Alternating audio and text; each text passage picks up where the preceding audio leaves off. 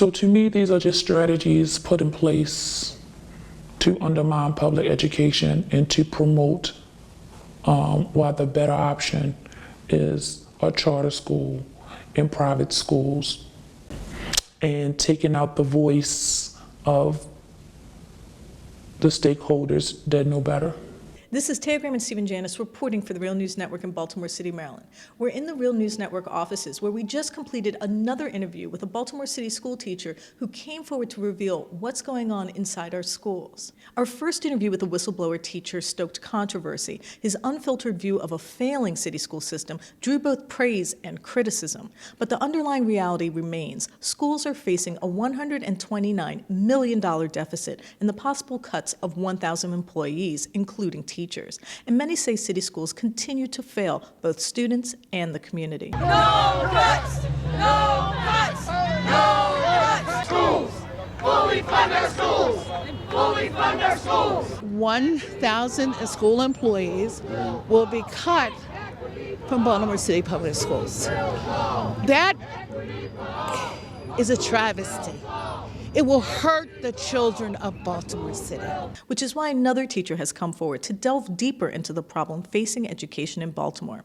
And her critique focuses not just on conditions, curriculum, and discipline, but a much more sweeping indictment of what actually ails the system both teachers say they care deeply about. To talk about what she said and the reaction to our first whistleblower interview, I'm here with investigative reporter Stephen Janis.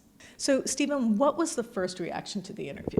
Well, there was a lot of people, a lot of teachers, and a lot of people who posted to our Facebook account and responded who said, you know, this first teacher was dead on. Mm-hmm. You know, the conditions he described, the lack of structure, the defunding, unsanitary, lack of drinking water, all these things he was spot on. Some teachers did say that they felt that he was too harsh on the kids themselves.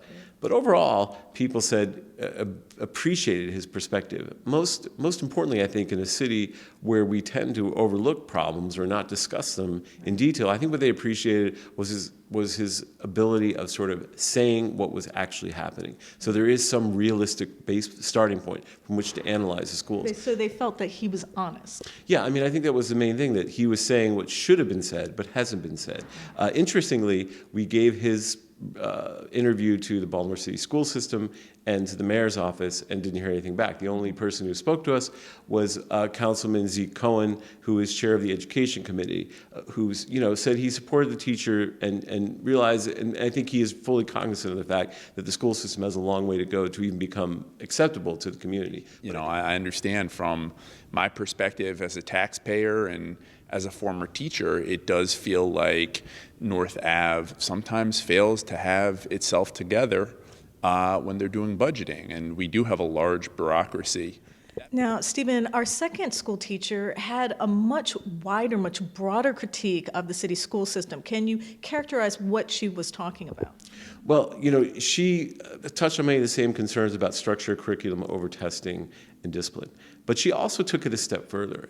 And what she talked about was the fact that city schools are being set up to fail intentionally, that there is basically an overarching theme here of trying to make city schools dysfunctional in order to pave the way for more privatization and you know, development of neighborhoods in Baltimore. Right. I think she actually said that Baltimore City schools were being purposefully destabilized in order to make their way for gentrification in Baltimore City. Yeah, I mean, I think her basic theme was that, you know, the charter schools, which there are a lot of charter schools in Baltimore City, are not just a complement, but actually competing, and that it's preferred by the people who fund education, by the political establishment.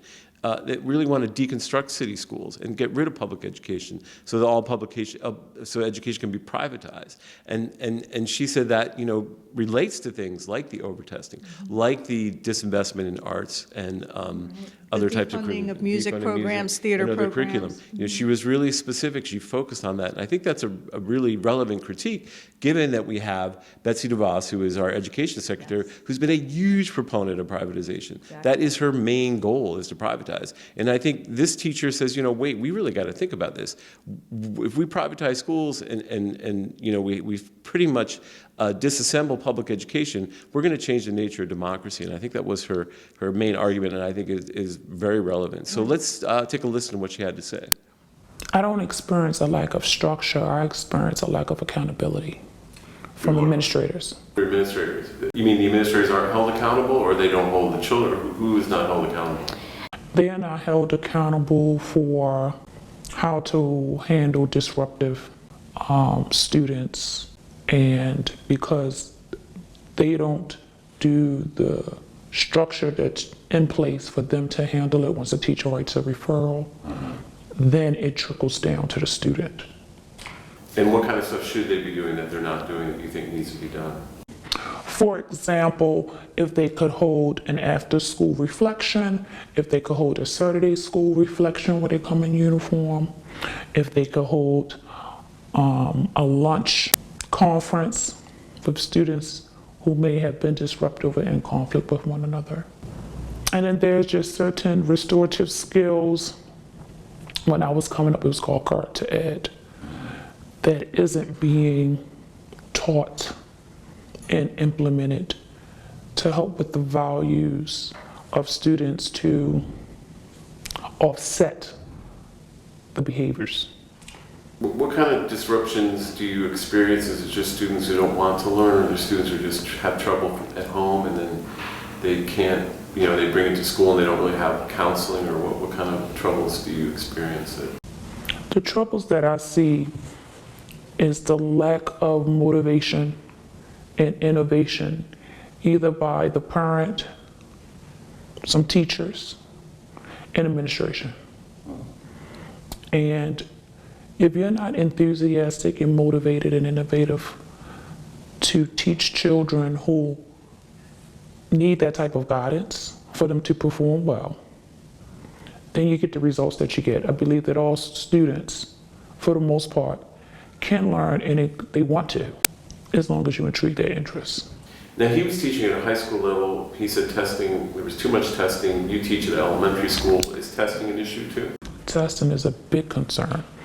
For example, the second graders have 7 different tests. There's DIBELS, TRC, already math unit tests, math interim. There's a gifted and talented test. Then the teachers have to do SLOs on every student, and then they also have to do SKBs on every student. And some of these tests, the teacher have to give individually 3 times a year. So the students are constantly in test mode, and so are the teachers. So it's very difficult to have engaging lessons that intrigues and motivates the kids to say, oh, I'm coming back to school today because we're supposed to do this in school today, or finish this up when I get back to class. So. Is funding an issue for schools like yours? Yes, funding is an issue. Funding is an issue for extracurricular activities. At first, funding wasn't an issue for staffing, but funding was an issue for getting specific type of calculators that 8th graders should have, graphing calculators when they find slopes and all that stuff in the quadrants, so that every student can have a workbook in which they can write in and keep for science, mathematics, language arts. The teachers are constantly making copies. When they first come out with a program, every child will have a workbook. For example, Agile Minds, for the first year or 2, everybody had a workbook. Now, constantly making copies or doing something on a computer. So, and then there's a misperception or thought that because students like computers and technology and things of that nature, that they will learn best by a computer. Computer doesn't teach them. It just shows them and talks to them, but it's not teaching. So Agile Minds has been a great failure for math. What is it called? Agile Minds. And they use this for math. Okay, what is it? Can you explain?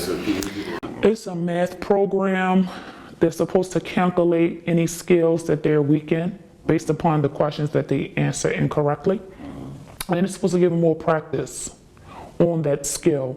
And it just shows a diagram of how to complete the computation or the word problem. But it's not teaching them. You're showing them and you're telling them teaching is something different. It's not just telling and showing a chart. And this is a new curriculum implemented a few years ago and it hasn't worked? Yes, yes, and it has not worked. And it's supposed to be all computer-based? Yes, and schools are supposed to, or what I was told, they should be able to have some supplementary resources. However, then the district will say, no, you used the program the way it's supposed to be used, and they're using it incorrectly. They were using it the way it was supposed to be used, and it didn't work. So then they said, well, you're still supposed to supplement some things and add some stuff if you think you need to. And then they did that, and then they said, oh, well, you're not using it strictly to how it's supposed to be used. They always had an excuse for why this program hasn't worked. There's been a lot of investment, it sounds like, in time and technology. In the wrong things. So they have iReady, and iReady is for reading, and iReady is also for math. That's the testing program. And whatever, it's the same thing, whatever skills you are lacking in, you're supposed to be able to go back. And iReady, I'll give you more practice on those skills. Again, it's not teaching. It's just giving them practice on something and showing them a diagram. And it really hasn't been successful because the children are still lacking grammar. When I was in school, and my older children were in school, it was called grammar school. So even if they can read and answer some questions, they can't write. Or if they know the format of an essay, they know the format of a paragraph, they know to answer the question and give some details, then it's the mechanics in the grammar that just really has depleted in the school system. And to me, it was by design. How is it, what do you mean by design? When public schools were doing very well, private schools was, people pulling their schools out of private schools, pulling their children out of private schools. So private schools had low enrollment. And so in order to keep that balance, they started taking away resources such as art. What about music? Music, oh, definitely. They don't have music in your school? They have a choir, but there isn't a band. We used to have middle school bands. Some schools have middle school or high school orchestras. The first thing they want to take is the arts program so that private schools can have that, the arts. So that's anything dealing with plays, music, art, drawing, poetry. The arts program in your school? Well, in my school, was hanging on by a thread. So we still have a music teacher, and we have an art teacher, and we have a drama teacher, but it's hanging on by a thread because we still have staff members who really likes to do those things. And some of them are old school, or they believe in having assemblies and programs where the children can dance and put on a play and model and things of that nature. But if that teacher decides that they don't want to do it because they're overwhelmed, or they have to go back to school, or they get sick, there's really no one else to pick it up. That's right. Do you think charter schools are hurting the public school system? How do you feel about charter schools? I think that charter schools really isn't a competition for public schools, except for in the fact that they have more autonomy over their academics and over their discipline. So that gives them the edge. So they can say how they're going to discipline disruptive students and do it and not have to worry too much about the district, North Avenue, saying too much about how they do things. They can say, well, we're not using that program, Agile Minds, because it doesn't work. And we have decided that we are going to use this program. And that's what they use. But you can't do that. No. The district say, this is the program you're going to use, you use that program. Or you can have your advanced academics group or your ingenuity group use a different program, but your average or low performing students will use Agile Minds. So you still have to have it in the curriculum some kind of way because the districts that you have to. And you've been a teacher. What have you seen? What has changed over the 11 years since you've been a teacher that has been the most substantial change that you see that's affected how students are educated in Baltimore? The quality and investment of teachers have changed. When I first started, teachers went to undergrad school to teach. They were invested in living and staying in Baltimore or in Maryland. Teachers that are coming in now, coming from Delaware, Pennsylvania, Ohio, they are coming from different states. They do not plan to stay.